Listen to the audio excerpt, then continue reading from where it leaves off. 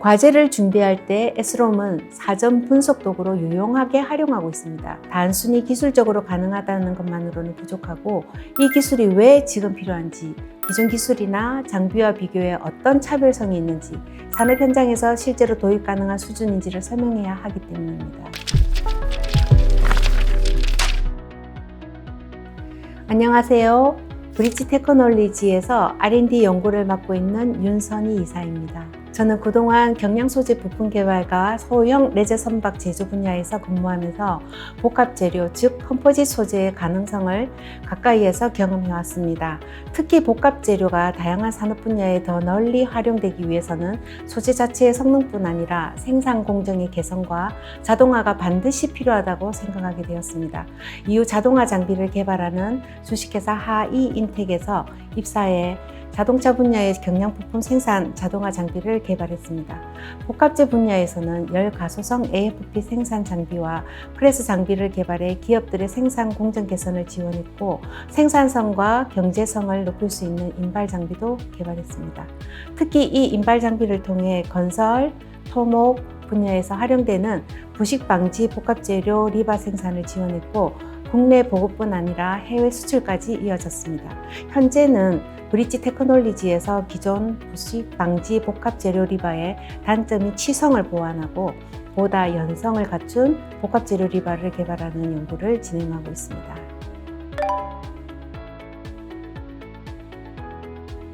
저는 과제 공고를 볼 때 단순히 내가 지원할 수 있는 과제가 있는가 그것만 보지는 않습니다. 공고에 반복적으로 등장하는 키워드를 보면서 현재 산업과 기술이 어떤 방향으로 움직이고 있는지를 함께 살펴봅니다. 예를 들어 2024년도 공고에서는 AI가 중요한 키워드로 많이 등장했다면 2025년도에는 휴머노이드나 로봇 관련 키워드가 눈에 띄게 나타나는 시기입니다. 또 2022년도 무렵에는 공정 개선이나 자동화 시스템과 관련된 내용이 증가하는 흐름을 볼 수 있었습니다. 이런 변화를 통해 기술의 흐름과 산업의 관심사가 어디로 이동하고 있는지 파악하려고 합니다. 제 전문 분야는 자동화와 복합재료 생산 장비이지만 저는 농업, 물류, 건설 등 다른 분야의 공고도 함께 살펴봅니다. 예를 들어 농업 분야의 자동화나 물류 방식에서 아이디어를 얻어 현재의 생산 공정에 접목할 수도 있고, 건설 분야에서는 다양한 재료를 어떤 방식으로 생산해야 경량 복합 재료가 더 잘 활용될 수 있을지 고민하게 됩니다. 또 터팍이나 천공 같은 현장 장비 기술과 연결할 수 있는 부분은 없는지도 함께 살펴봅니다. 결국 중요한 것은 공고를 통해 단순히 과제를 찾는 것이 아니라 서로 다른 산업과 기술을 융합해 새로운 가능성을 발견하는 것이라고 생각합니다. 그런 점에서 과제 공고는 R&D 트렌드를 읽고 아이디어를 확장하는 좋은 자료가 됩니다. 기계, 로봇 분야의 과제 공고를 보면서 저희가 가진 기술이 경량 소재 부품 제작 공정을 자동화하는 데 적용할 수 있겠다는 생각을 하게 된 경험이 있습니다. 실제로 항공기 부품 제작 전 단계에서 필요한 프리폼 제작 공정을 자동화하는 시스템을 연구 개발한 적이 있습니다. 이 시스템은 단순히 한 공정만 자동화하는 것이 아니라 소재를 커팅하고 필요한 형태로 피킹한 뒤 이송하고 스토리지에 저장했다가 다시 이송해 레이업하는 전체 과정을 자동화하는 방식이었습니다. 이러한 접근을 통해 복합재료 부품 제작의 생산성과 공정 안정성을 높이고자 했습니다. 또한 산업장비 분야에서는 건설 분야에 기여할 수 있는 장비를 개발했고, 부식 방지 보강제 생산 기술도 개발해 장비 수출과 국내 보급으로 이어졌습니다. 현재는 기존 부식 방지 보강제의 치성을 보완한 연성화 복합재 리바 개발 과제를 시작했습니다. 앞으로도 다양한 산업의 아이디어를 접목해 좋은 연구 성과를 만들고 실제 산업 현장에 기여할 수 있도록 노력하고 있습니다.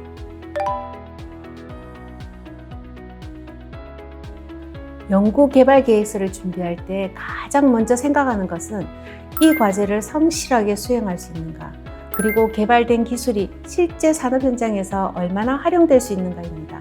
저는 과제를 기획할 때 산업 현장에서 기업들이 실제로 어떤 어려움을 겪고 있는지, 어떤 기술을 필요로 하는지를 깊이 관찰하려고 합니다. 동시에 과제 공고에서 요구하는 필수 개발 내용과 목표를 정확히 이해하고 그 목표에 맞춰 장비나 공정을 어떻게 개발할지 구체적인 아이디어를 세웁니다.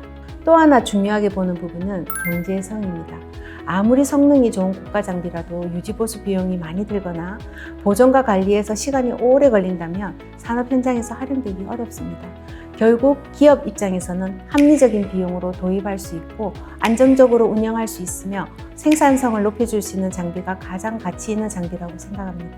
그래서 저는 연구개발을 할 때 최첨단 기술을 적용하는 것뿐만 아니라 국내 기업들이 실제로 도입 가능한 사양인지, 유지관리 부담은 적절한지, 생산성 향상에 직접적으로 기여할 수 있는지를 중요하게 고려합니다. 연구개발 계획서를 작성할 때 경제성과 현장 적용성을 설명하는 부분에서는 에스롬을 참고 자료로 활용합니다. 단순히 기술적으로 가능하다는 것만으로는 부족하고 이 기술이 왜 지금 필요한지, 기존 기술이나 장비와 비교해 어떤 차별성이 있는지, 산업 현장에서 실제로 도입 가능한 수준인지를 설명해야 하기 때문입니다. 예를 들어 에스롬에서 관련 과제 공고와 유사 과제 정보를 살펴보면 정부 R&D에서 어떤 기술적 요구가 반복적으로 제시되는지를 확인할 수 있습니다. 또 유사한 연구가 이미 어떤 방향으로 진행되었는지를 살펴보면서 저희 과제의 차별점을 정리하는 데 도움을 받습니다. 특히 장비 개발 과제의 경우에는 성능뿐만 아니라 도입 비용, 유지 보수 부담, 생산성 향상 효과가 중요합니다. 그래서 에스롬의 간편 통합 분석이나 케이트 발간 자료를 함께 보면서 시장에서 요구하는 수준과 현장의 적용 가능성을 검토합니다. 이런 자료들을 바탕으로 연구개발 계획서에서 이 기술이 실제 기업 현장에 왜 필요한지, 개발 이후 어떤 방식으로 활용될 수 있는지를 보다 설득력 있게 정리하려고 합니다. 과제를 준비할 때 에스롬은 사전 분석 도구로 유용하게 활용하고 있습니다. 예를 들어 기계 로봇 산업 관련 과제를 준비할 때 에스롬의 분석 분류를 확인하면서 산업 규모나 국가별 경쟁력 등을 파악하는 데 도움을 받았습니다. 특히 자동화 생산 시스템의 경우 기업들이 현지 공장에서 생산 시스템을 해외 현지화하려는 움직임이 커지고 있습니다.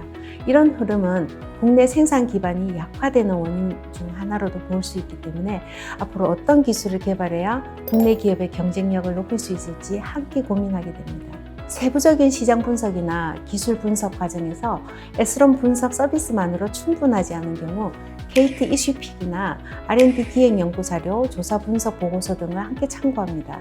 여러 자료를 종합해서 기술 흐름, 시장성, 경쟁 상황, 과제의 필요성을 입체적으로 판단하려고 합니다. 과제 공고가 나온 뒤에 필요한 자료를 한 번에 찾기보다는 평소 관심 있는 기술 분야의 흐름을 계속 살펴보는 것이 중요하다고 생각합니다. 특히 에스롬 마이 페이지에서 관심 키워드를 등록해 놓으면 관심 분야의 기술 리포트를 구독하거나 조회할 수 있어서 유용합니다. 저는 기술 리포트를 통해 복합재료, 자동화 장비, 기계 로봇 건설 소재 등 관심 분야의 기술 동향을 꾸준히 확인하고 필요할 때 케이트 발간 자료인 이슈픽이나 트렌드라인을 함께 참고합니다. 이렇게 축적해둔 자료들은 과제 기획 초기 단계에서 도움이 됩니다. 연구개발 계획서를 작성할 때 기술의 필요성, 시장성, 기존 과제와의 차별성, 향후 적용 가능성을 설명해야 하는데 에스롬에서 확인한 리포트나 동향 자료가 그 근거를 정리하는 데 활용됩니다. 또 과제 유사도 분석처럼 연구개발 계획 내용을 바탕으로 선행 유사 과제 정보를 확인할 수 있는 기능도 중복성을 점검하고 차별화 포인트를 찾는 데 도움이 됩니다. 결국 에스롬은 과제 공고를 확인하는 데 그치지 않고 아이디어를 구체화하고 연구개발 계획서의 논리를 보완하는 데 활용할 수 있는 서비스라고 생각합니다. 저는 연구를 하면서 세상에서 가장 강한 것은 진심이라고 생각해 왔습니다. 연구 과정에서는 예상하지 못한 어려움도 많고 때로는 불가능해 보이는 순간도 있습니다. 하지만 진심을 가지고 문제를 바라보고 끝까지 해결하려는 마음으로 임하면 그 장애물들은 하나씩 줄어든다고 믿습니다. 후배 연구자분들도 처음부터 모든 것을 완벽하게 준비하려고 하기보다는 자신이 하고자 하는 연구가 왜 필요한지, 누구에게 도움이 될 수 있는지, 어떤 가치를 만들 수 있는지를 진심으로 고민해 보셨으면 합니다. 그 마음이 분명하다면 좋은 과제와 좋은 연구 성과로 이루어질 수 있다고 생각합니다. 모든 연구자분들이 각자의 자리에서 의미 있는 성과를 이루시기를 진심으로 응원합니다. 감사합니다.